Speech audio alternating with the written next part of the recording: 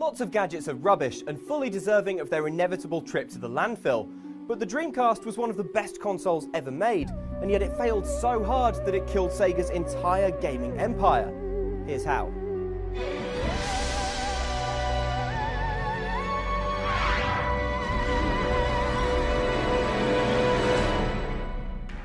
In 1997, the Sega Saturn was losing its battle against the N64 and PlayStation.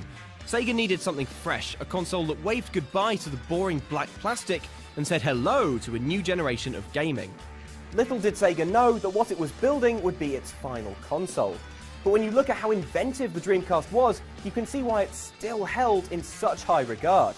For instance, as well as advanced graphics, the Dreamcast featured a built-in modem for playing games online, something that's now a huge part of gaming. Meanwhile, the controller played host to the VMU memory card, which played mini-games or showed extra info during a game, like how much ammo or health you have left.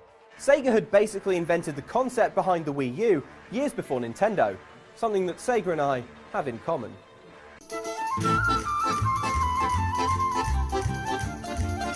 The Dreamcast hardware was inventive, but so were the games. In its short lifespan, it played host to the visually striking Jet Grind radio and the sprawling Shenmue. Then there was Crazy Taxi, Soul Calibur, Power Stone, Virtua Tennis, Sonic Adventure, Choo Choo Rocket, Skies of Arcadia, Phantasy Star Online, and Seaman, arguably the most disturbing game ever made. I guess you are just very comfortable with seeing your naked body in all those positions. With innovative hardware and a great lineup of launch games, it seemed like Sega had done everything right. So then, where did it all go so wrong? The Dreamcast hit the West on the 9th of September 1999, making Sega $100 million in its first day on sale in the US. 2.5 months later, North American sales hit 1 million, and it seemed like Sega was back in the console race. But the following year, something came along that extinguished the Dreamcast's hopes overnight. The PS2 was more expensive than the Dreamcast and required a network adapter to go online, but Sony's console had a few superpowers that Sega just couldn't compete with. For example, the PS2 played DVDs at a time when dedicated players were still expensive. It was backwards compatible too, making it tempting to those who already owned the first PlayStation. Sony had a good rep with gamers, and its last console had been a big hit, so it had loads of cash to spend on promotion.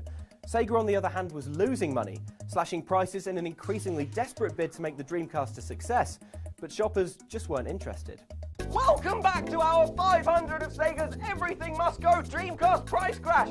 We still have 150,000 units left, and I've just been told that if you order now, you will get me thrown in. I've been told that's legal, so why not pick up the phone? With the Xbox and GameCube looming, Sega couldn't afford to keep fighting. In January 2001, it confirmed it was abandoning the world of consoles to make games for other systems. The Dreamcast had been on sale in the US for less than 18 months. Sega's last console was the best it ever built, but it wasn't enough. However, the Dreamcast spirit can be seen living on in another system altogether. Microsoft's Xbox bears more than a passing similarity to the Dreamcast. From its controller to its focus on online gaming, Microsoft contributed to the Dreamcast, offering a version of Windows CE that powered some Dreamcast games, and giving Bill Gates and co. a way to quietly experiment with the world of games consoles. There are even rumours that Sega wanted Microsoft to make the Xbox backwards compatible with Dreamcast games, but it was not to be. Does the Dreamcast have a special place in your Insidey Bits, or did it deserve to fail?